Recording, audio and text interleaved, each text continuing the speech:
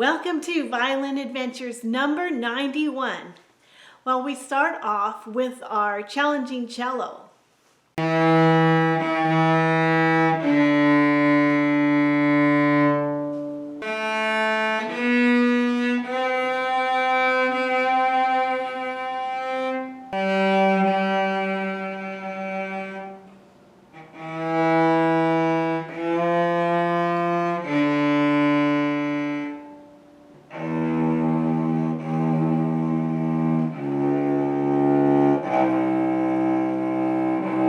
I still enjoy playing it. It just has a really pleasing tone and the response is very good. It responds very quickly.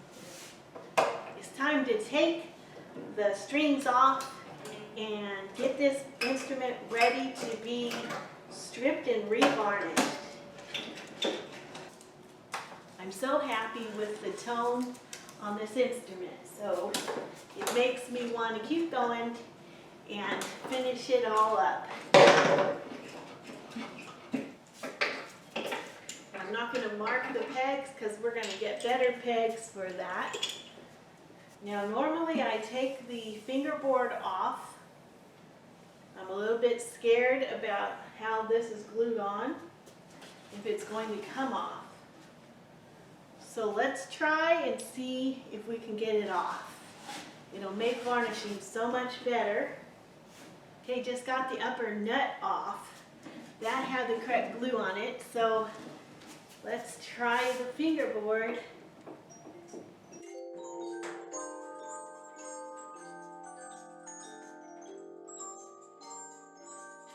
Normally we can get a hold in here and pop this off with a little effort, but at this point it is not.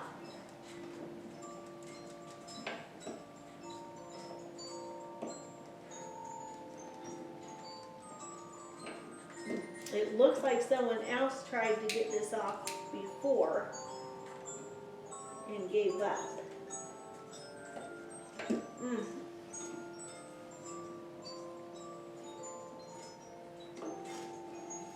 Well, we may have to leave that on. It's not the end of the world, but it would be better if we could take it off. Let's proceed and start stripping.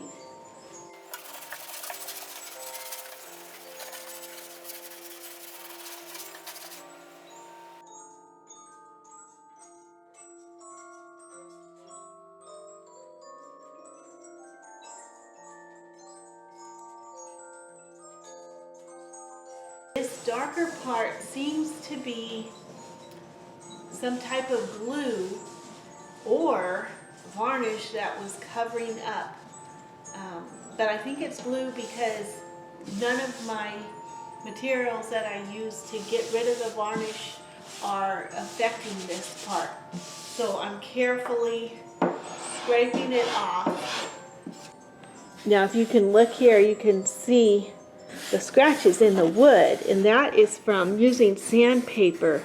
So anyway, what I need to do is try to get these scratches out before I finish up with this.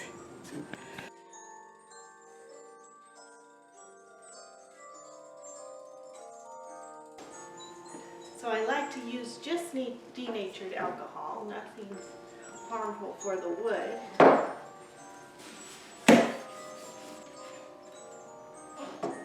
This seems to be coming off a lot slower than normal.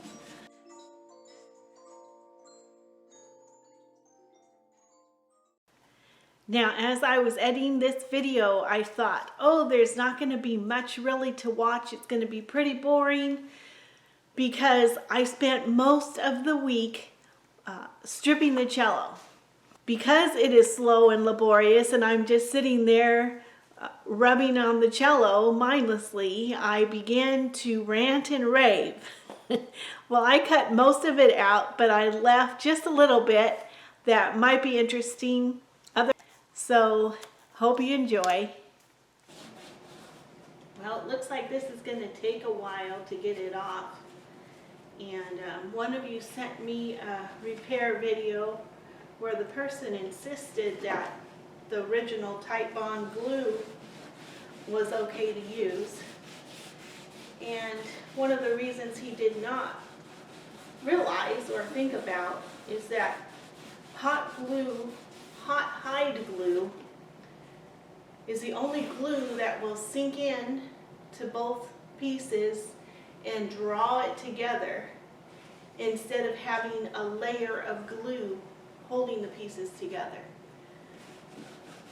So that's something that only hide glue does. And that's why it's superior is one of the reasons. There's many reasons, but one of the reasons is that there is no layer of glue or thin plastic holding the two pieces of wood together. There's no layer in there, which acts as a tiny damper to the wood's vibrations. And if you're not dealing with very fine instruments, and if you don't really have an ear for tone, you don't hear the difference. But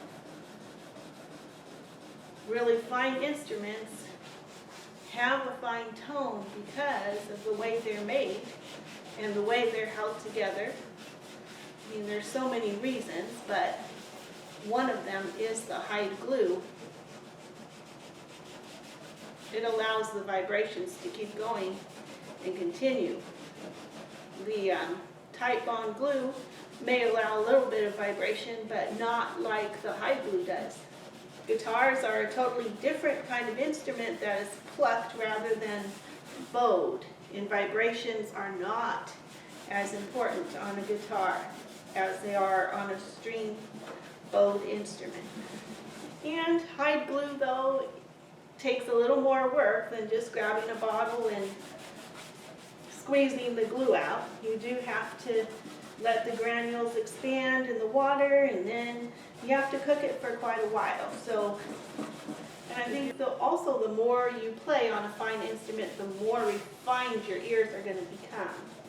But if you play a lot on an instrument that does not have a good tone, or that is harsh, that's going to hurt your ears, so that your ears will stop hearing those harsh tones. It's best to get used to it to get the best sounding instrument that you can afford. And I know instruments cost a lot of money.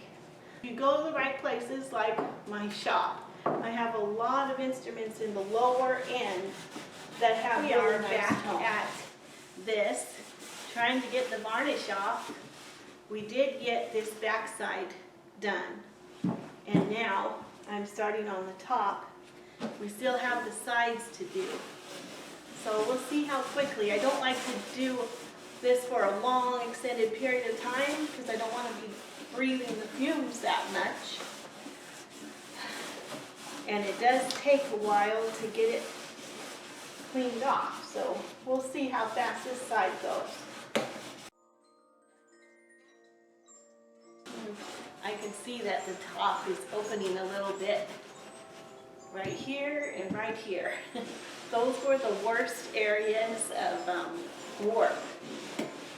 So when I get done here, I'll clamp them down a little bit.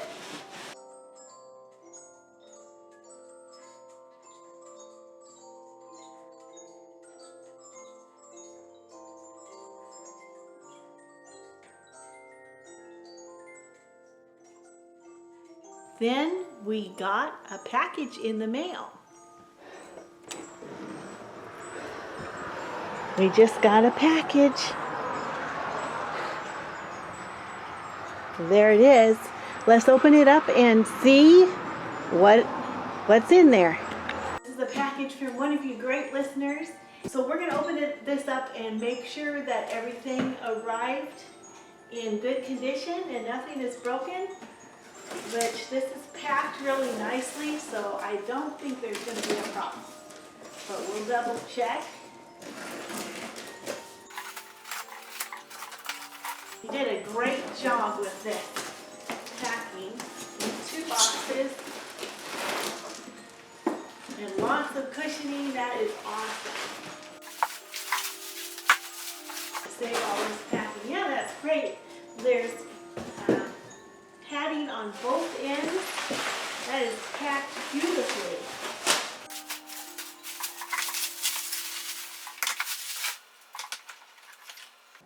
Okay, here's the extra strings. Good job padding inside too. That keeps it from shaking and wobbling. Beautiful violin. Really good here, supporting the bridge and the tailpiece. Wonderful.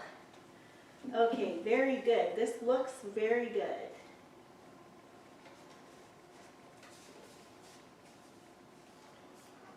And the fact that it's in a case really helps protect it. So this looks good. So I'm going to contact the owner of this violin and tell them everything arrived safely, and then we'll get into repairing this probably next week. Here's a look outside, and you can probably hear that lawnmower in the distance up there. We've had some beautiful, really hot days. They say that this is not normal for Kentucky to be so warm. We've been in the 90s, and we're supposed to have a little bit of rain today, which will help cool it off a bit, and then next week we're going to get warm again. Well, here we are at the end of the week. This is our challenging cello. I still have more of the ribs to do, and I haven't done anything on this side, so more work on that. It's taking me quite a while to get the varnish off. Here's our YouTube violin, and I did not do any work on this little violin because the varnish is still a little bit soft, so it needs more time to dry. And here's our repair coming from Minnesota.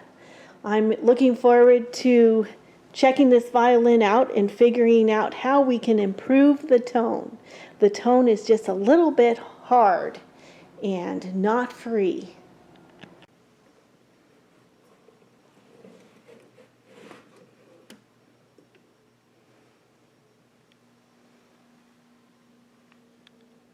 Hashem Uzi, Uzi Umagini, Bo Batak Libi, Una Etzarti, Vaya'alos Libi, Umi Sheri, Ahodenu.